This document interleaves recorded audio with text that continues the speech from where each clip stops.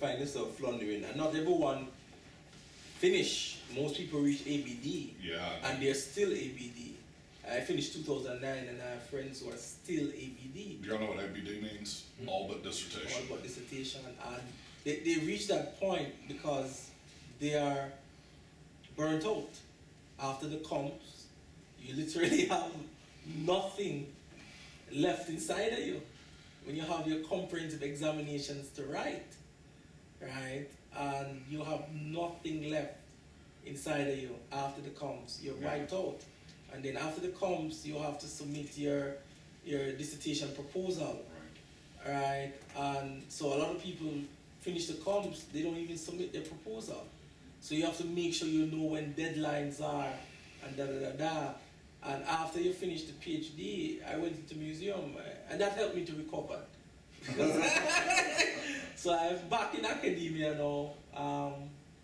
Came back to the States in 2012.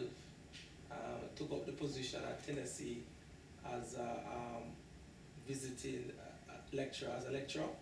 Then I got the position as assistant professor at Pony City Tech. And then I saw this opening at Jackson, and I think it fitted me more, so I took this one up as well. Glad to have him. That is what I'm doing. You said you did master's and PhD in 5 years? Yes, yes. That's fast. How? Yeah, man. I got into Howard graduate program 2004, January 2004.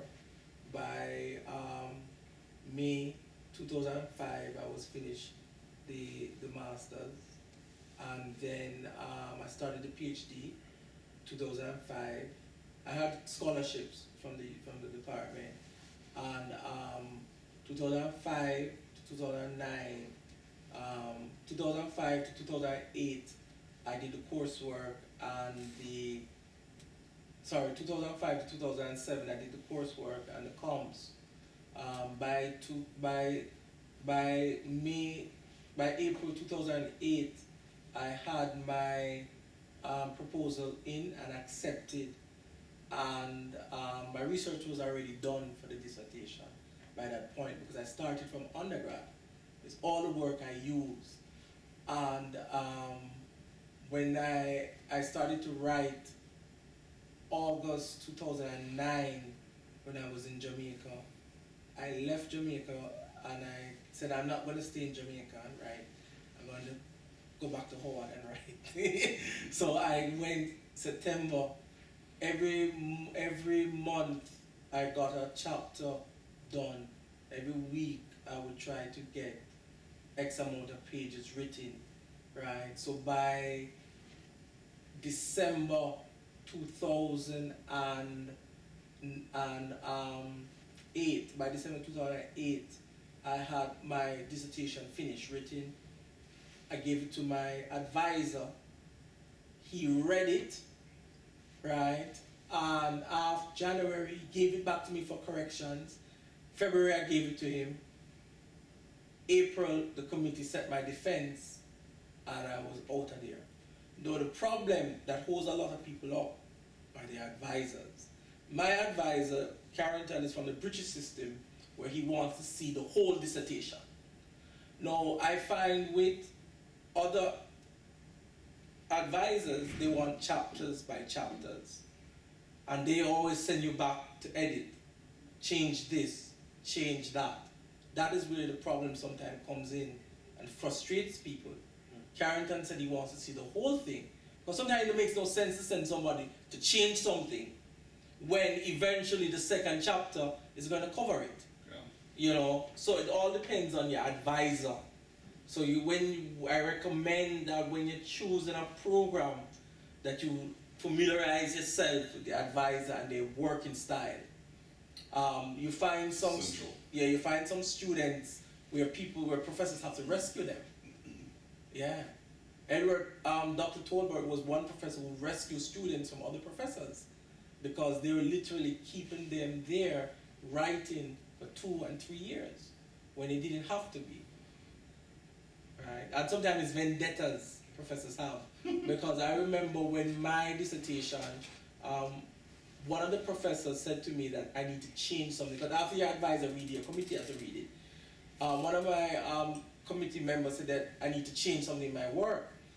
And I told her I'm not changing it. She said, when you go into the room, I don't think I can vote for you. That's what she said to me. So I took the risk, but I had an external reader, Howard Johnson. He was at the University of Delaware.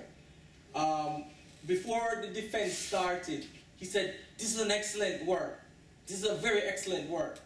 So she couldn't say anything again. Because the external examiner was in support of me, right? And when I did my presentation, the defense, he clapped, and then the chair of my committee said, don't give it away so easily, because you're supposed to go to the room and they're supposed to vote on you. And so I knew once the external that I would be safe, but I was willing to take the risk. But I said, I'm not changing anything. This lady is crazy. My advisor approved it. I don't know what this lady is talking about. But everybody have their own chances in life, you know. But that was just me. Some people get nervous and say, I'm going to change it and da-da-da-da. So I'm not changing anything. When you get to the doctoral stage, having a good advisor is key, tantamount key. It's politics, you know. By the time you reach that stage, you can write, you can interpret. It's all about politics and your discipline that will determine whether you finish or you don't finish, and how you relate to the people around you who are advising you. I think there's some good advice here too in terms of how Kofi structured writing his dissertation that is useful for a thesis. Yeah. And to think about, because nobody's going to be holding your hands making you write your thesis. No. And same thing with the dissertation. And that's one of the reasons why it's also so hard, because after you're burned out from comprehensive exams and all of this, it's all on you. There's nobody, nobody saying you got to have this done by this date. But it's really good to set goals and try and hold yourself to it. And even simple goals, like I'm going to write this many pages this week, or I'm going to finish this chapter in a month. And that's actually kind of the goal that I stood by when I got to writing a chapter a month, so many hours every day. And if you think about your thesis that way and getting through your thesis, you can structure it and get through it in a way that's less daunting than thinking about, I got to sit down and write a 100-page document or 75 to 90-page document. Exactly. And then also reward yourself. So every week I would finish something. I would buy my favorite food, which was Ethiopian food. DC have a lot. I would reward. I would buy that, and so yeah. So that's how you keep yourself. You sort of become mad, you know. You literally become like a madman. It's very individualized. I mean, you have to take it upon yourself to get it done. Yeah. And I think that's the same for a master's program. Yeah, man. Master's program, you have to finish it. No one is going to carry you through. It's not like medical school where you have exams and This once you finish the comms, you have to. I know some places are changing it where you have to have some published articles, and they will allow you to get out that way without the dissertation. Like I think Berkeley, they have an option where you can get published papers, right? They use that in lieu of the dissertation. But if you're doing the dissertation, it's not like medical school where you pass this, It's you got to finish it. Yeah, you're creating. And it's sad if you can't finish because you're stuck in between. You're in limbo, you know. But you also have a lot of independence. You're not as a historian, as a faculty member, you're creating your own research schedule, your own research agenda. You're controlled. No one else is telling you what you have to do. Yeah.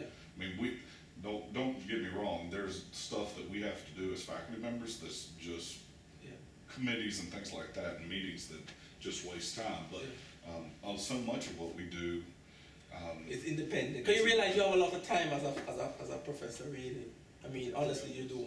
So that was gonna be my other question. Yes. Within that 5 years, you were working? But no, I wasn't working. I was working. Now, I'm not gonna say I wasn't working because I had the scholarship, so I was teaching. I was teaching at Howard. You were teaching there. Yeah, and I taught at Bowie State University. As an adjunct. I had two classes. I had two classes. I was teaching every semester at Bowie State University, and I was also a graduate assistant. But it's not really difficult work. Like being a professor, if you read a lot, like I'm just talking to you now, you just talking and da da da da, and classwork, I wouldn't make it too much. Because what you give is the work you have to do as a professor. So if you're giving a lot of assignments, that's going to be your life. So I structured the classes as basic as possible, where the students would learn the material, and I could read and see that they learn the material, but my time is my time. So I realized that is what I had to do. You know, so I was teaching at Bowie and teaching at Howard, and that is how I was surviving, right? It was very good times, you know. I was living off of ideology. I love graduate school. I was poor. Yeah, I was living off of ideology. Can't live like that forever. Exactly. Yeah. Well, thanks. Yeah. This has been great. Anybody got any last questions? I think we kept him longer than he intended to be here, so. Sometimes you wonder, because I had forgotten about today, though. Dr. Lockett remind me. So I was thinking of everything I could say. Well, thanks. Well, let's take a 5-minute break and then we'll reassemble, okay? Is that 3-hour class? Yeah, 3-hour class. Okay. So. All right. Thanks. Yes, no That was problem. great.